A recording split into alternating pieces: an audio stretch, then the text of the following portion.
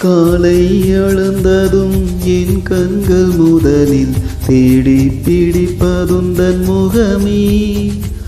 தூக்கம் வருகையில் கண் பார்க்கும் கடைசி காட்சிக்குள் நிற்பதும் உன் முகமே. என்னை பற்றி எனக்கே தெரியாத பலவும் நீ அறிந்து நடக்கையில் வியப்பே.